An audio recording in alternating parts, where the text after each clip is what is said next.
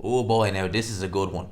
So, Terence Crawford versus Canelo Alvarez is being potentially eyed for December or January by His Excellence Turki Al Sheikh.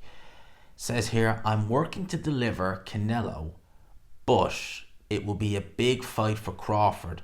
I'll discuss the names with him. It's interesting.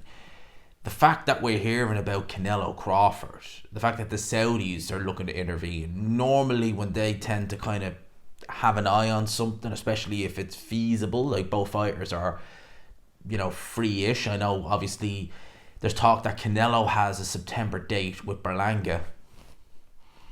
I mean, I just don't want to see that. I really don't. And obviously, Crawford has his Real Madrimov in August, and obviously that is going to be on a Saudi show in the States. Alvarez, if he fights Berlanga, would it be with PBC? Would it be with the Zone? Would the Saudis be involved? I don't even know. I would assume that they're looking at December, January, because they're thinking even if Canelo does fight Berlanga in September, well, it's not, he's not going to be coming out of that fight too bashed up, you would imagine. You'd imagine Canelo would have an easy time. But the fact that there's discussions now being had for Crawford versus Canelo, it's an interesting one. There was talk, I know Turki Al Sheikh was talking maybe only a fortnight ago, that he was looking to do Crawford versus Boots. He seems to just swap and change from what fight he wants week by week. One week it's Crawford Boots, then it's Crawford Canelo, then it's Joshua Usyk, then it's Joshua Fury, then it's etc, etc, etc.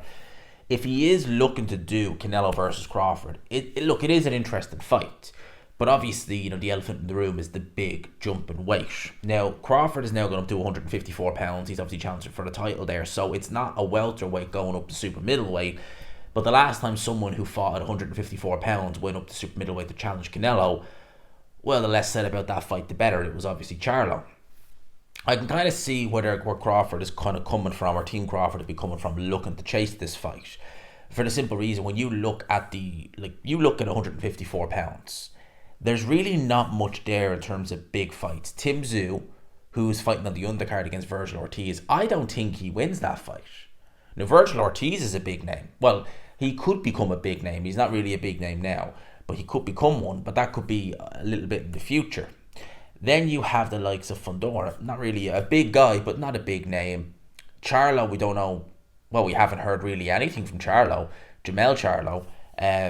Since the Canelo fight. So we don't know whether I would imagine he wouldn't come back down to 154.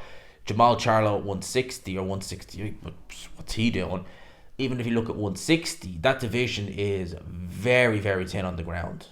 I mean, realistically, there's talk that Yali Bakanim Kanuli could be moved up to 168.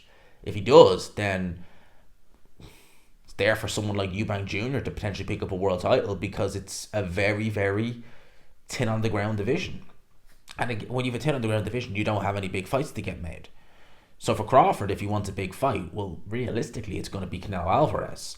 And with Alvarez, you look at the likes of Berlanga.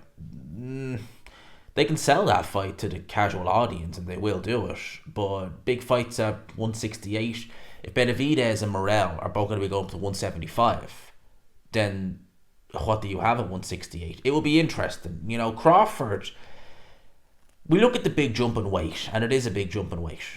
You're talking about a guy whose last fight was at 147, to go to 154, to jump and bypass middleweight. This isn't like someone who fights at light flyweight. And Naoya Inoue is a good example. Naoya Inoue started his career at light flyweight, 108 pounds. Won the WBC title there. And then bypassed flyweight to fight, I think it was, I can't remember his name, Omar Navarre or something his name was. He was a long reigning champion at 115 pounds. Bypassed flyweight to do that. Now, you would look at that and say, okay, you bypassed one division. Crawford would be bypassing one division this time around because he's at 154 going to 168. But you're talking about going up, 14 pounds? That was 108 to, what was it? You're talking about 7 pounds, half of that. It's a big difference, a big, big difference. And those guys at 168 are massive. They are massive. Crawford started his career at lightweight, 135 pounds. But Crawford, if you listen to interviews with the likes of Richard Torres, who is a heavyweight, mind you, 200 plus pound heavyweight, saying that when Crawford and him wrestled, because he likes to do wrestling, real wrestling, when they did that, he couldn't believe the strength of Crawford. When he got him in a headlock and he locked in his grip, it was like, no, I can't break this. That's a 200 plus pound man, and that's Terence Crawford. Let's say he's weighing 170 pounds, so he's got 50 pound weight advantage, and still Crawford's strength is something else. Crawford genetically is, people talk about it enough. I mean, genetically, this guy is an absolute beast. You know, I mean, he's fast, he's powerful, he hits hard, he's got incredible strength. He could, and weight divisions are there for a reason. We do say that, but you look at the talent of Terence Crawford, and the fact that even though he's older than Canelo, I think Crawford's in his late 30s. Canelo's not even 34 yet, but by the time this fight will come around, he'll be about 34. He looks to still have more left in the like Canelo was not on the slide that much, nor is Crawford. But Crawford, you know, he is still probably not too far removed from his peak. Canelo, I would say, is kind of getting a bit further away. So if they meet in December, I mean, crazy. I would still make Canelo favourite just because he is naturally going to be the bigger guy. Canelo isn't, you know, it's not like he's weak himself. He's a very, very strong man. Hits very hard, extremely hard. He may be the biggest puncher Crawford has ever faced, amateur or pro. Because when I think about Crawford, I don't really think of him being in there with big punchers. I see him in there with guys like Sean Porter, who is very strong, very physical, but he's not a big puncher. Spence he's a fair puncher, he's an okay puncher, but he's not elite. Canelo's power is really good. You know, I know he hasn't had a knockout in his last couple of fights, but he's been dropping and hurting these guys. He's just not been able to get rid of them. But Canelo Alvarez, I mean, he can punch with the best of them. Make no mistake about that. When's the last real puncher Crawford's been in there with? When I think about it, I look at 147. You'd probably say Kell Brook, maybe. It's the last real big puncher he's been in with. Kell Brook. Probably fair to say Kell Brook was a decent puncher. But that's really it. That's really it. And Kell Brook shouldn't have been fighting at 147 at all. So, yeah, that's my thoughts on that. Let me know yours. Crawford versus Canelo, possibly in December or January.